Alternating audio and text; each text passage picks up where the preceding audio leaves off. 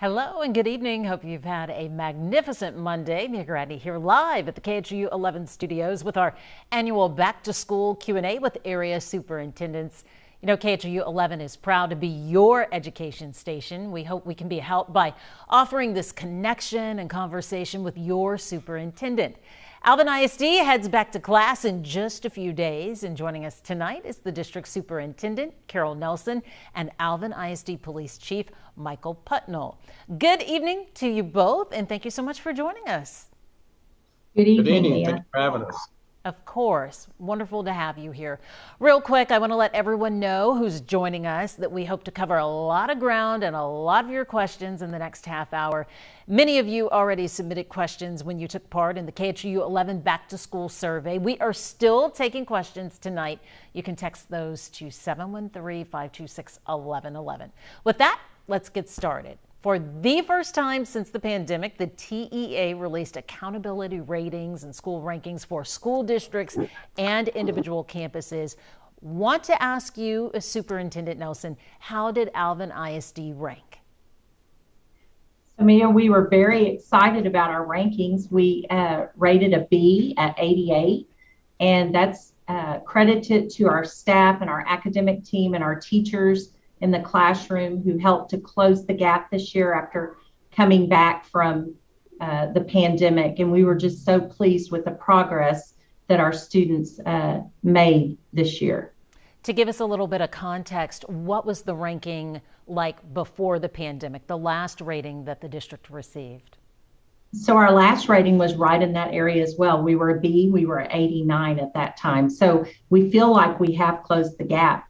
We hope to continue to grow next year, and we've got a lot of training for our teachers throughout the summer to make that happen. So thank you and kudos to our teachers. Yeah, a B+, that's a great way to start off the school year. Wonderful to hear. Let's turn now to the subject of school security. Parents had multiple questions about security. We'll try to get to as many as possible. We want to start though with Ivy Eliwat. She asked, how will the district handle school safety in the wake of all that has happened? And I think she means, of course, the Uvalde shooting, Uvalde massacre. What has the district done, and how will the district handle safety this year, Chief? For us, we're just simply doubling down on efforts that we've had that we took years ago. We have good processes in place. We have good training. We have a veteran police department who emphasizes alert training, CRACE training. We collaborate with our students and staff to build a culture of safety. We emphasize appropriate relationships. We want our officers to be approachable. We want our officers to be appropriate role models. We're service-focused police department. And we, through the collaboration and just emphasizing processes that have been in place for years and tweaking some things here and there, there's always, things you identify that you can do better. But we feel that we've been on the right path for several years, and that we're just going to continue along that path and tweak those things that we identified that could be strengthened. I know a lot of parents wanted to know about armed officers. How many do you have in the district total? Well, we have enough officers. We have a police officer presence on every campus. We have multiple officers on our secondary campuses, specifically on our high schools. We augment our police department with contract officers.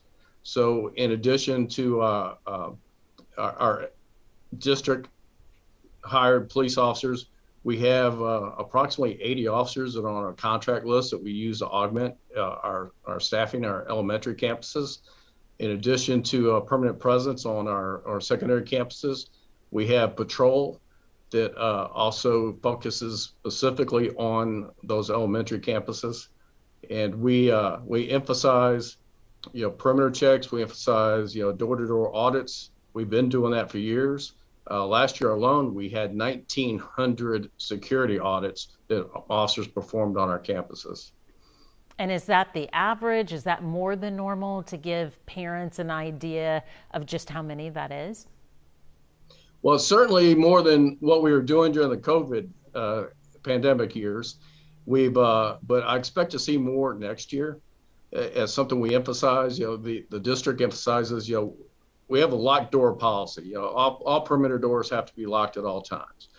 You can only get access once the students are in school. You can only get access through key card access or a key. Our police officers, they double check, triple check. They'll walk the campus, walk the hallways, double check, make sure all the doors are locked. We don't find propped open doors. They'll double check to make sure the classroom doors are in a locked mode. In the past, they could be in a locked mode, but not necessarily pulled shut. Now, I think the district, the superintendent, and the school board has emphasized there's no locked mode anymore. It is locked and closed. Officers are all tasked with walking those hallways, shaking those door handles, ensuring that every door is locked at all times. And we have keys. We've always had key access to all our classrooms. There's not a door in the district that we can't get into. We talked about doors and exterior doors and those remaining locked. Let's talk about other physical perimeter security, mainly fencing. Do all Alvin ISD schools have perimeter fencing?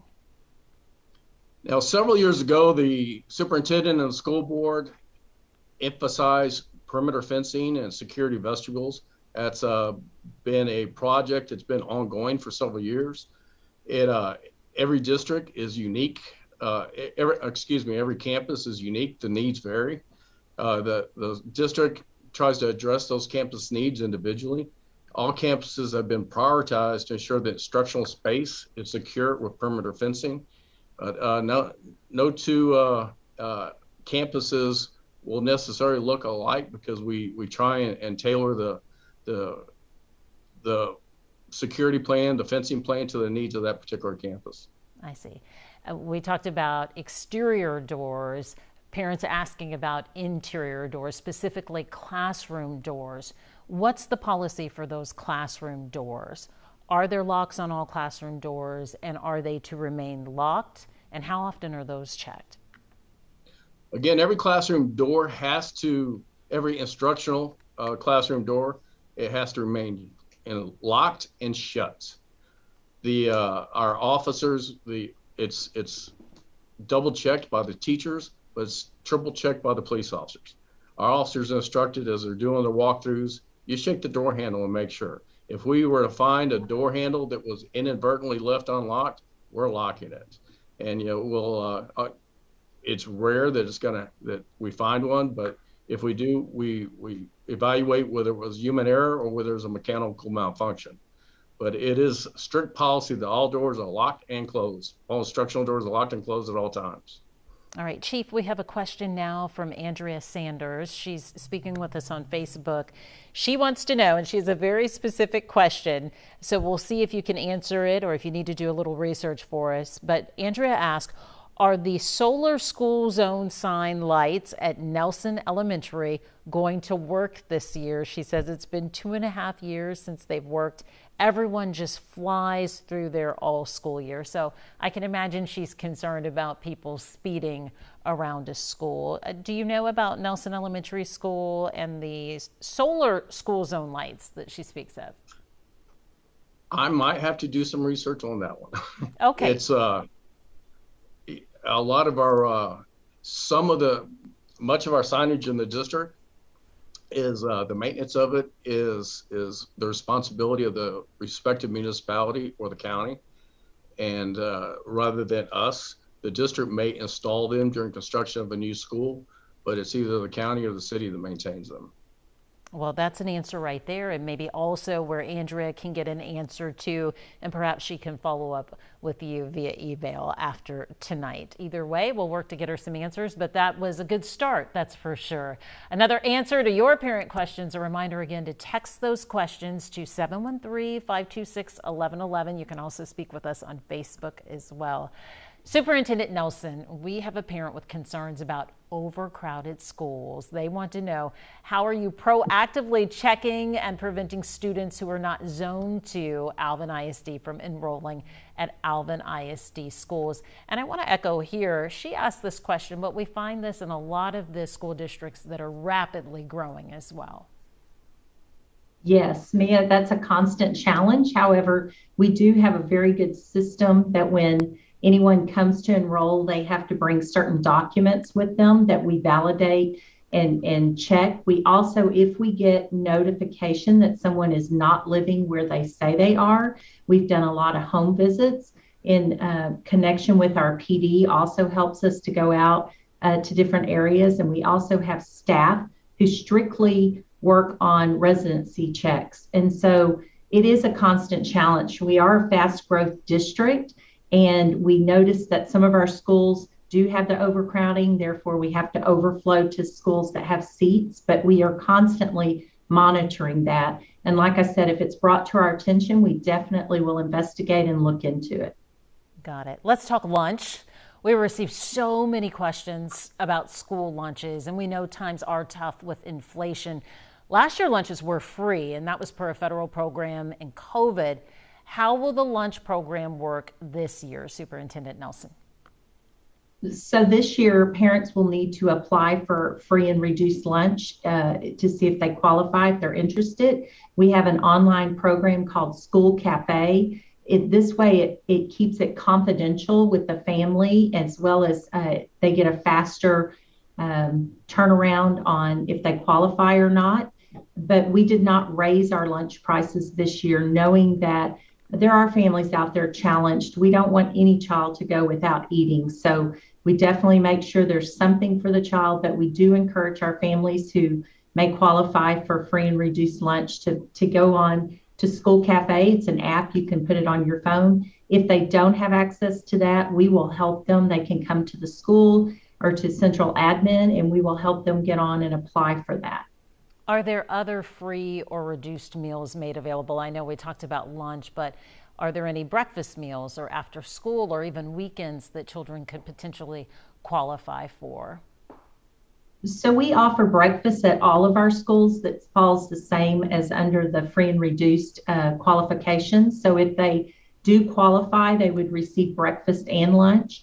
We do have some of our schools that offer what we call backpack buddies, where I believe we team up and team with the Houston Food Bank, and they bring backpacks full of food for the weekends. And so our counselors work with us to identify those students who may need food over the weekend. They take the backpack home, they have the food, and then they bring back the empty backpacks, and they get repacked for the following week. Yeah, it's a great program. In fact, KHOU 11 is taking part in the Backpack Buddy program and raising money to provide those weekend meals. It's real simple, folks. You're online already. Go over to khou.com. A $3 donation provides 6 meals for over a weekend for a child. And we just heard that could be a child in Alvin ISD as well, too. Glad to hear that you're taking part of that program. Wonderful. Okay, let's talk now about a nationwide teacher shortage. We're asking all our local school districts, where do they stand? And that begs another question from Ivy. She wants to know about staff shortages. Do you have enough teachers? Yes, so I got an update today from our Human Resources Department, and we currently have 8 unfilled openings. 3 of those are elementary school, and 5 of them are in our secondary schools. We have been able to close the gap using our retired teachers, as well as people who are in alternative certification programs. So they would have a bachelor's degree and be working towards certification. We call these classroom teacher facilitators. And we've been able to really fill some of the gaps with that. They're, like I said, they're degreed, they're working toward their certification, and they also get a higher rate of pay than, say, a long-term sub would. Any idea how many new teachers you're welcoming as a result of this? Yes, last week we welcomed, or I think it was the week before actually, we welcomed over 350 new teachers.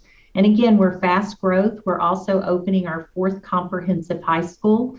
And so anytime you open a high school, you are going to have more teachers, more positions to fill. So we're excited. We had a very energetic group who are ready to join the Alvin way and make a difference in each child's lives.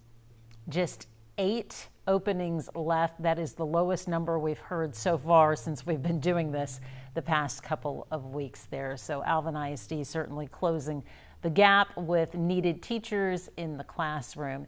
And speaking of the classroom, how are teachers and the district making up for any areas of learning loss due to COVID and virtual learning deficits, which, I think this is interesting because today we're hearing about these rankings, which are really reflective of where the schools and the school district stand. And Alvin ISD got a B grade. So how do you think the district is doing with learning loss and what deficits are there? So Mia, I think that, you have to look at the individual child. Not one program's going to fix things, but you have to look at each and every child and where their gaps are and take them from there. We use small group instruction in our classrooms, and our teachers are trained in that with professional development. And we have found that working with small groups helps to close the gaps a lot quicker than, say, large group instruction. Of course, it starts in the classroom with that excellent first teach. And then we also have services for all students. If they're GT or if they're special ed, we meet them at the level they're at and work with them on their level. So I think our teachers have done such a remarkable job over this last year. They've put their heart and soul into each and every child, and they really have helped to close that gap. I think that a literacy-rich environment at home helps, and our Alvin ISD Education Foundation several years ago started a book bus, which we all donate books. We get donations throughout the year. And what the book bus does is it goes out during the summer and it goes to different neighborhoods and areas across the district, which is over 252 square miles. And it makes sure that it's getting books and literacy in the hands of our students during the summertime, along with summer school, of course. But the book bus has been a very innovative addition to Alvin ISD, and it has received such great comments and remarks from parents and community members. A very comprehensive program there. Want to get back to Chief with another security question. This one of the virtual nature. We have a parent, Titus. He asks, what will be done if a violent threat is made online? Does the district have a plan in place? Without getting into specifics, every single threat is vetted and investigated. It is first evaluated by the campus threat assessment team. If it's deemed to be credible, then it's referred to the police department, and we will ramp up security at a particular campus if we deem it credible. We will do home visits. If we can identify the source, we're going to homes and we're knocking on the doors and we're asking parents to let us talk to their child and let us see the child's environment. It's we try and be very proactive and get on it very quickly and holistically and look at it from all sides. We don't take any kind of threat lightly, and we vet every one of them and evaluate it or treat it like it's a genuine threat. Unfortunately, Chief, we do have those threats that are made by students themselves online, and it is in their way not intended to do harm. They think it's funny, but this is very serious business. What type of consequence does a student face for making such a threat? Well, those that we deem credible, we have had to arrest students for terroristic threat. Unfortunately, we've arrested multiple students for terroristic threats over the years. The vast majority of threats are not necessarily deemed credible. As an example, we had a student threatened to bring a lava bomb to school and blow up the school with a lava bomb. We didn't really think he had access to lava. But we take everyone seriously, and between the threat assessment team and the police officers on the campus collaborating, we evaluate everyone and take appropriate action if it's credible. All right. I had hoped we wouldn't have to talk about this school year as every other parent and every other staff member, but talking about COVID. It is still with us. It's still in our communities. With that said, what's the COVID protocol for this school year? So Mia, it's as if it were in any other illness.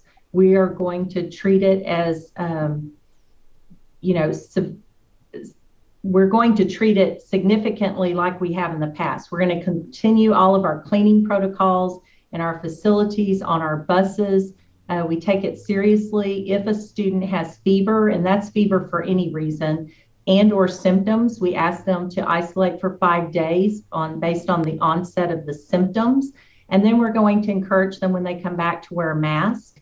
But that's going to be with any disease or any illness that comes up. If it's the flu or anything else that is recognizable, we're concerned. We want to make sure that our students are getting vaccinated for not just COVID, but all their vaccinations. As you've seen on the news recently, there's been some cases of polio, and polio was eradicated years ago. But because some people choose not to get their vaccines, it's now starting to come back. So it's so important. I know that our nurses do a great job in monitoring each of their campuses and working with the parents, and they're true medical professionals that we depend on a lot in our schools.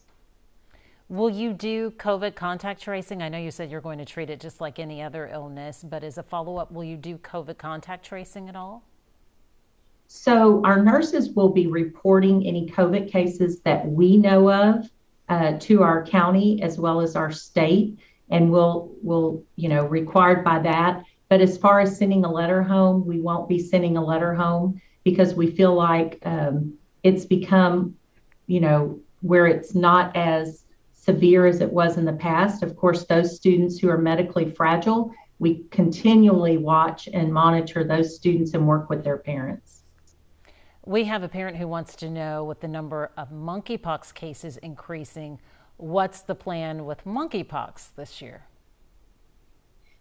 So it would be like it would be with any other illness. We'll follow the protocols that the CDC recommends, as well as our nurses, and work closely with all medical professionals. We have great working relationships with all the major medical business, Methodist, Memorial Hermann, HCA. We communicate with them frequently and rely on their expertise in areas. LaDonna Malone asked, are teachers being supplied with disinfecting supplies for monkeypox and COVID? So, Mia, I'm not certain on what supplies the district would provide, but I know each campus has hand sanitizer. Of course, we'll continue to encourage hand washing amongst all our students and staff. But as far as cleaning supplies, our custodial staff does a remarkable job of doing extra cleaning and deep cleaning.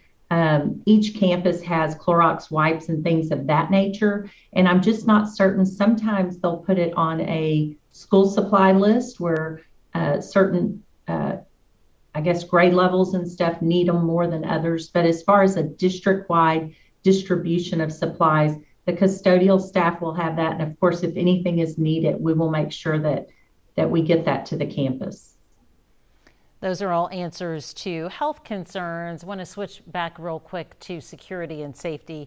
Chief, we have another parent who asked, how will the district ensure students do not bring guns on campuses? So the district we have a holistic approach to our, security on campuses. We channel all students, incoming students, in through 2 entrances. They're monitored, they're watched. We have a campus Crime Stoppers program. We have a See Something, Say Something program. The officers strive to build relationships with students and staff. If there's any inappropriate behavior, any appropriate items brought onto the campus, the relationships we build with our students, generally we're going to be told about it. It's we are diligent, we're proactive, we try and educate our students and staff, and through the collaboration with students and staff, we think we've built a safe and secure environment. Another question, this time for Superintendent Nelson. A parent asked, how will you help students with anxiety about going to school? And I'm sure it's not anxiety about being in the classroom and doing the work, but anxiety over those security and safety concerns? So we want to ensure that our students know that our goal is to have a safe and secure learning environment for them. And through that, they build relationships with their teachers, with their administrators, with the police officers on campus, and just feel like they're really part. We encourage that students get involved in activities. Research shows that when they engage and they're in a club or in extracurricular activities, they have a better experience in school. So we're really reaching out and encouraging that. We also, using some ESSER funds, hired some social emotional counselors a couple of years ago, and we have them at each one of our high school campuses, and they also serve our junior high campuses. Our elementary counselors do a wonderful job with the Kelso program and building those relationships. So we have resources for our students if they do have any anxiety, and we encourage them to reach out to one of their teachers, to an adult on campus, and we can help them through that. But we have a lot of resources. We've also written a grant and received some grant for some social emotional supports as well. Chief, another question for you, and one of our final questions from parents. What additional measures have been taken since Uvalde when it comes to safety and security? As far as the police department, I'm not sure I can say additional measures. Like I mentioned earlier, we're doubling down on our efforts on what we've already been doing. I think we've been way ahead of the curve. There's a lot of conversation, a lot of mention about alert training, which is advanced law enforcement rapid response training. I have 5 certified alert instructors among my officers, but we go a step further than alert. Alert is a fantastic program, teaches a lot of fantastic tactics, but we take it a step further and we emphasize solo officer response. I have, I think, 6 or 7 officers that are certified as instructors for solo officer response. So we, our mindset is that if we were to have a critical threat inside our schools, we're not waiting for permission from the supervisor. We're not waiting for keys. We're not waiting for a ballistic shield. We're going and responding. It's the threat. One officer is present. One officer is expected to respond. The cavalry's coming, but that officer is not waiting for anything. He's going, and he's taking the initiative, and he's going, and we're going to identify, isolate, neutralize the threat. We've focused on that for years, and like this, to shoot just 2 weeks ago, we spent 3.5 days doing nothing but that active shooter training, that sole officer response training. Each officer probably practiced 60 room entries. That's something we do every year. It's not something we started because of any recent events. We've been doing it for years, and we're going to continue to emphasize that. We have the equipment, we have the training. I've got a tremendous staff. I've got a lot of guys that I think my average experience for my officers is 17 years. Average experience for my supervisors is 23 years. I've got a lot of SWAT guys, a lot of military guys, and we emphasize that, and we go through the process with simunition training. We shoot the heck out of each other for 3.5 days, and we come away with a lot of lessons learned from it. But we practice it over and over and over, and we've been doing it for years. Plan in place, constantly exercise. Thank you so much, Chief. We've covered so much. We've talked everything from security to school lunches, but let's get back to basics as we come to a close. Superintendent Nelson, how can parents best support their students and set them up for success this school year? Mia, I would encourage them to be a partner with the schools, to offer support, to volunteer where there's opportunities to volunteer.